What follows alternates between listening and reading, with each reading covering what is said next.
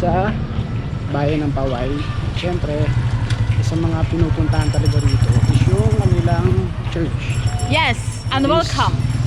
Para sa naman ng nakakarami at nasusulat sa libro, ang Paoay Church ay kabilang sa mga UNESCO World Heritage Sites no, dito sa Pilipinas. Bakit kaya? Why? Dahil doon sa kanyang architecture. Architecture. Yes, ang Paoay Church ay sa mga parang architectural churches dito sa Pilipinas. Ayan. Baroque churches kung tawagin.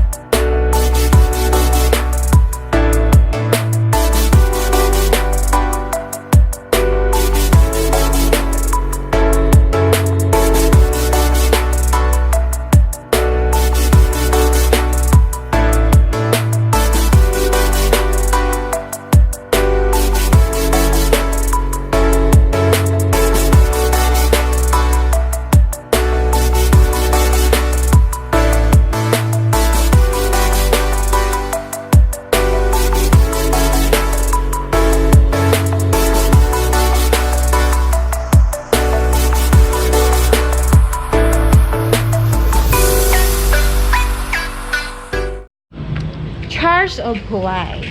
Parish founded by Augustinian missionaries, year 1593. Cornerstone of church laid 1704, of convent 1707, of tower 1793. Used before completion and kept in repair by the people under the joint auspices of the church and the town officials. So, inauguration ceremonies February 25, 1896. Church damage 28 of Feb 1896. Church damaged by earthquake. Oh, na-damage na pala to nung earthquake during year 1896. So, tower used as observation post by Katipuneros during the revolution, by guerrillas during the Japanese occupation. So, actually, hindi ko literal alam yung history ng Paoay. So, ngayon ko lang po nalaman to. Well, nice to have this kind of architecture. Wow! Look at this. Ang ganda.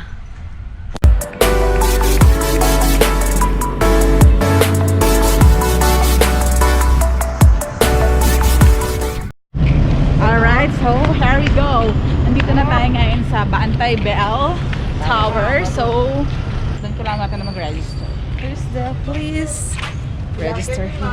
Good afternoon po. Welcome to Bantay Tower in Agustin Parish. Yes. Please register. Okay. Mag-register muna tayo ng ating pangalan. Alright. Akit na tayo dun. Wow. Entrance. Entrance this way. So let's go there. Later pa. Thank you. Right, so let's go. May tanong ako sa kanya.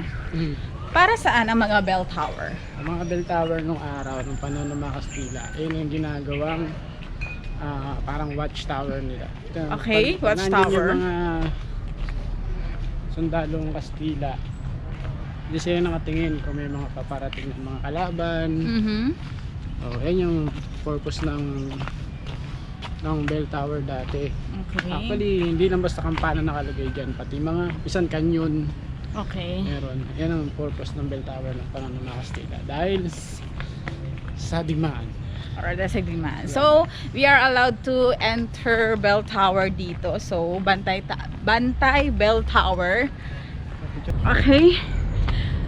Well, we are allowed to enter Bantay Bell Tower. So, let's get inside and see what is inside in Bantay Bell Tower. So, let's go. Ang ganda dito. Food and drinks are not allowed inside. Alright, so bawal ang pagkain at inumin sa loob. So,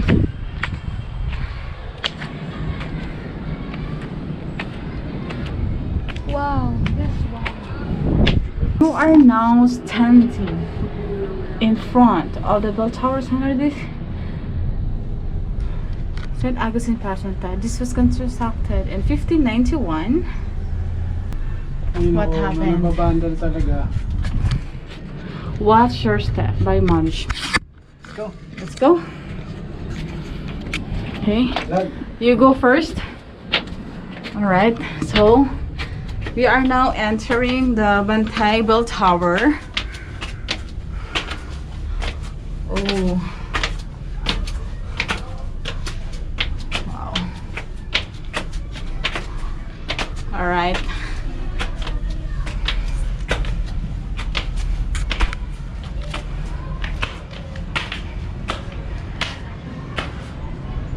Tas.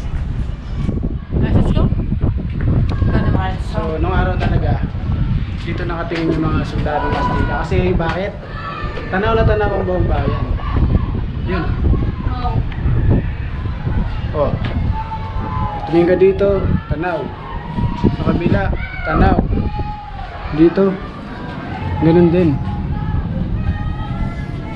So, lahat ng mga kalaban nila, pupunta dito sa simbahan. Kitang-kita ka. Arestas. Oh, there's a lot of wow. This is what you can see upstairs. Look. So, medyo nakaka-disappoint lang yung mga nagbabandal dito. Ayun o. Ba't kasi babandal?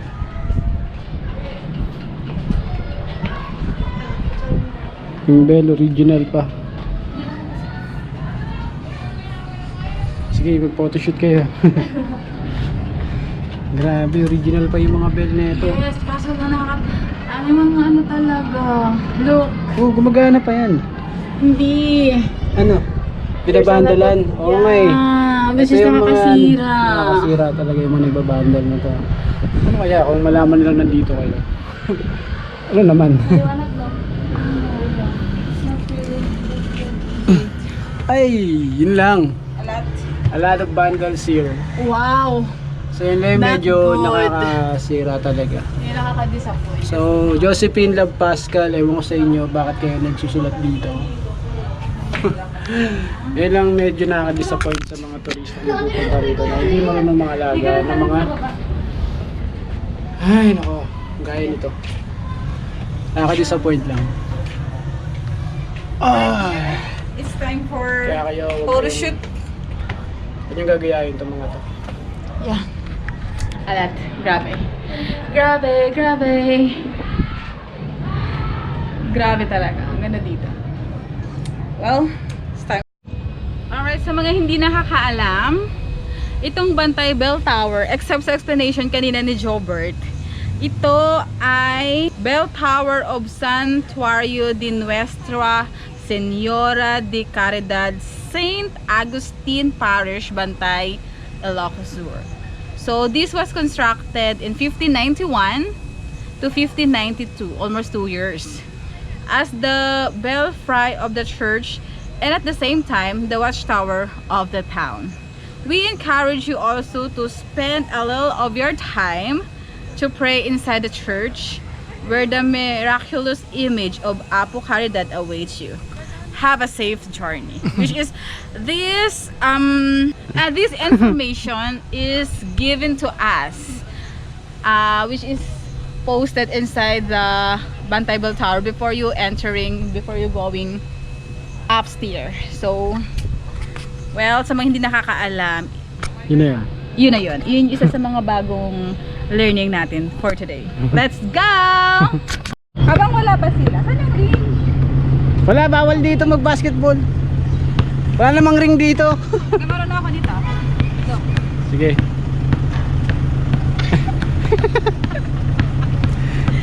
Hindi marunong, no? ano naman ka mag-basketball? Hindi ka marunong. Bigay mo sa kanya yan, oh. Pakita mo nga. Pakita mo. Dali na, sample. Ano yun mo? Lander. Si Lander. You know how to Ano? play basketball. Can you show us a little tricks like that? Estudyante ka dito? Estudyante ka dito? Ha? Ah, sa Kristan ka? Okay, okay, okay. Okay. Good. Ilan taon na to simbahan na to? Di mo alam. If Mukhang you know luma na more siya, oh. about in this church, you can get inside and see